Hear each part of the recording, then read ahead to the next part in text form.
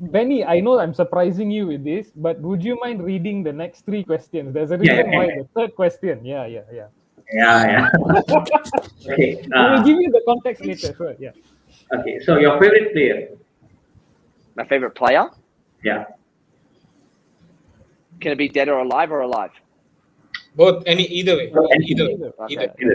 Then Maradona for sure. Oh. Okay. Okay. Most underrated player in your view?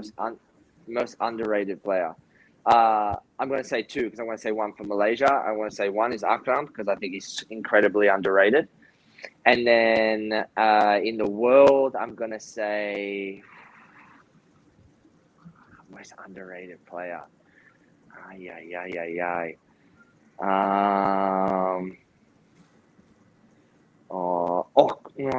because he's pretty highly rated. I was going to say Koulibaly. This is a controversy, but I think Koulibaly is better than Van Dijk. Yeah. So, you have just made Benny happy, man. Benny says that Van Dijk is overrated. When we think that he's one of the best defenders in the world at the moment. I'm sorry, he is, but Koulibaly for me is better. Yeah, I agree with you. Okay, moving on. The best player ever played with. Sorry, hey, mention the next line, Benny. Come on, let him answer. Okay. Best player you ever played with. Best player I've ever played with. They actually, Logan and Navi was actually saying that they were asking, is it Gareth Bale? Since you were it's Gareth Bale. It's Gareth Bale. Okay, so we're not laughing at your answer. The reason why we're laughing is, so Benny has said 2 players who we think are world class are flops, all right? So he thinks Van Dijk is a flop and he thinks Gareth Bale is a flop. So you have I said wait, exactly. We had it as well. Okay. Let me explain. All right, explain. I say Van Dijk wasn't at his best in Liverpool because he had all the support. Talk about Van Dijk. Talk about Bale. No, talk about Bale. Only Bale. I'm very sure it was struggling like any other. Oh my God! Talk about Bale. For Bale, okay, he's good at Spurs. I agree with that. But in real, I don't think so.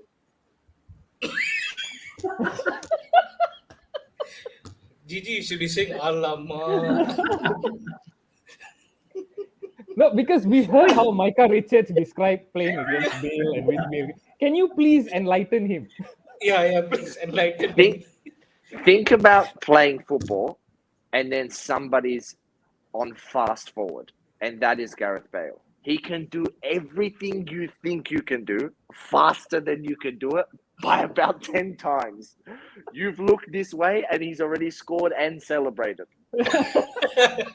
He's incredible, bro. He's incredible. Yeah, I understand. I mean, he was that. In Tottenham, I agree with that. He was good, but in Real, I don't know what was his problem actually, but we couldn't see his best in Real. To be honest, I agree he didn't play consistently, but if you talk about the moments that he's had, you're talking about moments that'll put him in history forever. Probably he's with the best player and the best club. It's a 2 different scenarios. Let's put him in the current Manchester United team. You put Ronaldo in the current United team. Ronaldo is different. Ronaldo is totally different. What you are saying is just a tragedy. It's just a tragedy. Okay, let's move on to that. Logan, ask the next question. No, I can't because all right, again, I'm sorry for all the viewers here because we've been telling him the same thing and he doesn't want to listen.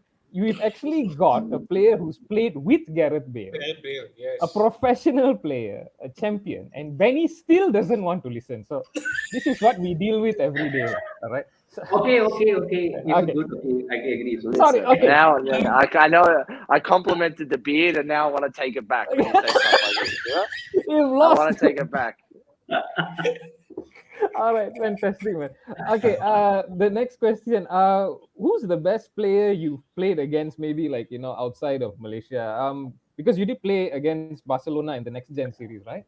Yeah. So, best player. I was fortunate that when I first went to Spurs, the reserve league, you would just get everybody who was either coming back from injury or not in the team. So you happen to verse a lot of first team players, which was an incredible experience, obviously.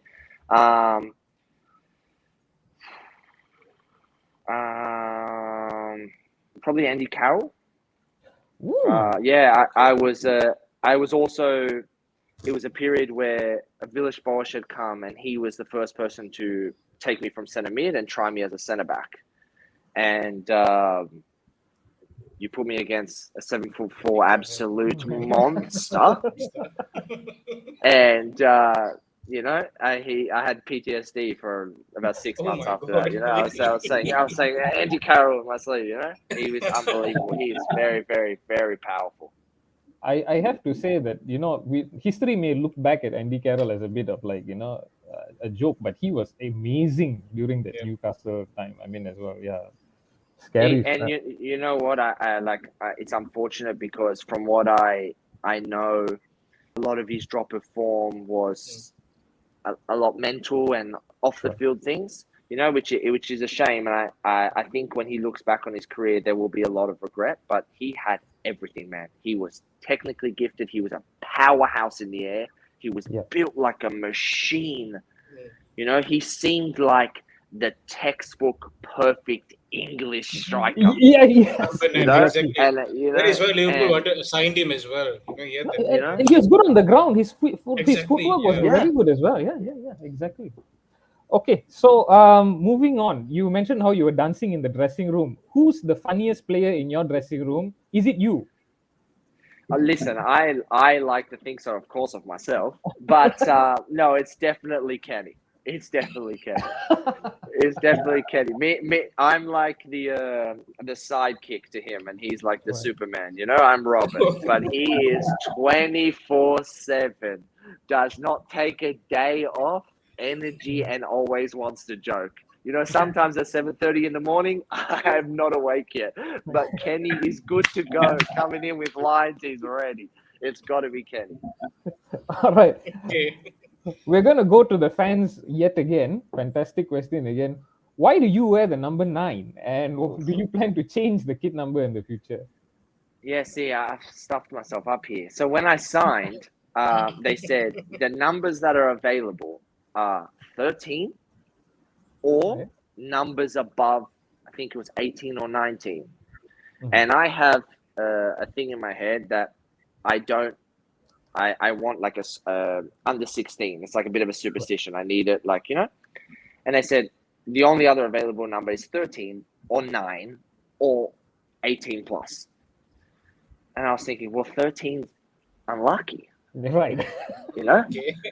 And I was thinking, oh, well, what am I going to do here? I can't take 9. And then I was thinking, I'm going to be like 19. And then that's it. And I thought, oh, you know what? I'll take 9 and I'll change it after the first year. Mm-hmm. Right? Mm-hmm. Then the year is the best year ever. So now I can't change it. And then they asked me this year, they say, do you want to change it now? And I was like, well, no, I can't now. So now I'm stuck with it. I mean, you should keep it on. No problem. Yeah, exactly. Keep it. If it works, keep it. Yeah, exactly. Don't change it. So you may have accidentally answered this already, but on Instagram we had another question: which Malaysian player deserves to play outside of the league, in your opinion? I think. Correct me if I say his name wrong, but is it Arif, the right fullback for JDT? Arif Ahmed. Oh, yes. He's a incredibly talented player for his age. Incredibly talented. One thing that transcends all leagues is speed, and he has an abundance of it. And I would really, really like to see him push his talents overseas, because that's one thing that is deadly everywhere. You can be as good of a defender as you want, but if you're 15 meters ahead of me, I can't really do it. So I would like to see him. I would like to see him push his talents overseas. All right. If you could play with a legend from the past, now of course Malaysia, international, wherever, but who would you love to play with in KL? In KL, a legend from the past. I think I know the answer. Well, if I'm gonna say my own legend, I'm gonna obviously my family's from Napoli, so Maradona is like king of everything. Right. So like if my dad heard me say anybody else, he'd hear my phone ring and then he'd tell me off. So that kind of has to be my answer, or else Yeah, I'm in alright, big trouble. Okay, fair enough. Yeah. You can't go wrong in Maradona. All right.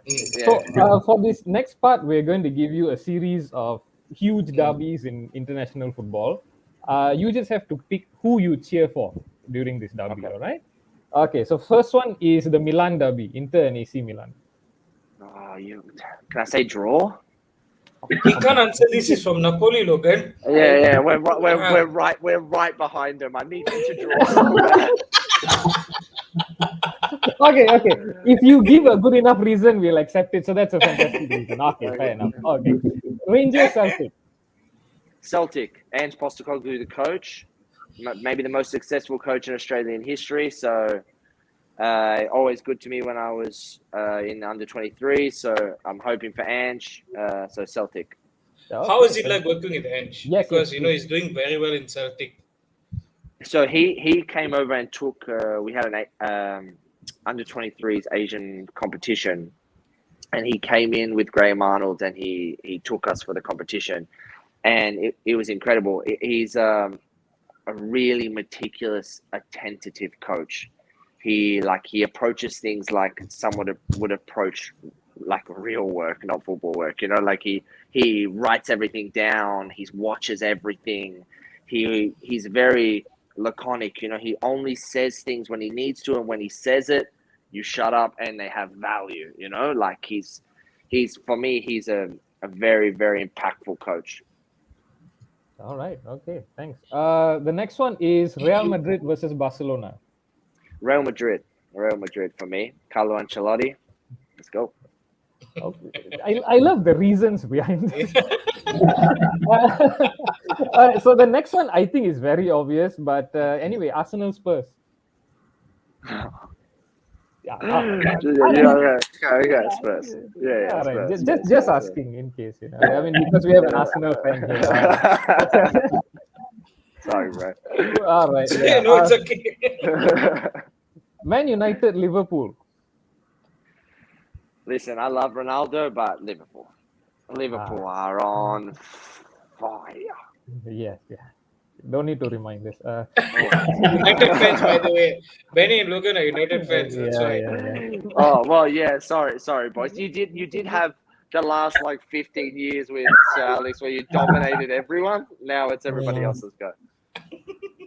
No, it's everyone else's turn, but it's our rivals' turn. That's what's like the extra dagger in the heart. Okay, never mind. Yeah. So, this next one, according to Wiki Research, which is what I did hurriedly before the show. Okay, so you're born in Sydney, is that true? Yes. Correct. Okay, so Sydney FC versus Melbourne Victory. Who do you cheer for? It's got to be Sydney, man. Sorry, guys, but it has to be. It's got to be where you're born. Come on.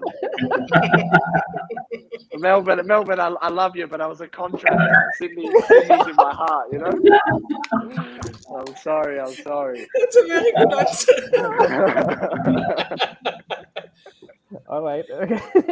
Okay. So now we're gonna get you finally, before the hour wraps up, to get your big picks for the EPL title, the Champions League, and the World Cup. Who are going to be champions in all three? Okay. Well, sorry. Now that I know that you're both United fans, Yeah, but right. I think the EPL is going to be Liverpool. Right. I think the Champions League is going to be Liverpool. Oh. Okay. And I think that the World Cup, see, this is horrible because Italy didn't even qualify, but let's not touch that. It's all right. You had the Euros. It's all right. Yeah. And I'm an England fan, so that was fun. Yeah. You know what? I wanted to say England before you said that. Now I don't want to give you this. I don't want to give you the satisfaction.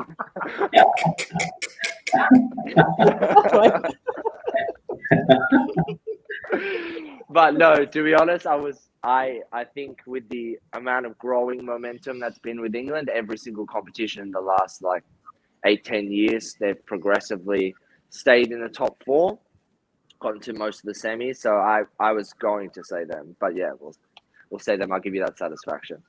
Thank you. Okay. It's all right. After all the hurt, it's all right. It's all right. No, look. We can just hope that they don't win the quadruple this year. I have a feeling they're gonna at least win two. But yeah, Liverpool. I used to play with a guy called Brad Smith, and he was at Liverpool. Yeah. And he used to play with me in the national team, you know. Yeah. And he was there when Jurgen Klopp came. And to watch him speak about his coach he spoke about him like he was his dad. Like he would say, this guy, he will call you and text you randomly. He's involved with everything. He takes us out for beers. He's in every training. He wants the best for you. And so you die for him. And I think with how long he's been there, and how long you were talking about Mo Salah, who had problems at other clubs, and now you've got the best out of him. And even with this contractual problem, still there, still playing, still happy. Yes. He gets the best out of every attacker. He's got midfielders who now we talk like they're legacies, when really they're pretty stock standard midfielders. But because of what he does, he makes them so valuable. And I just believe he can do it. We are going to cut out the last minute of this show.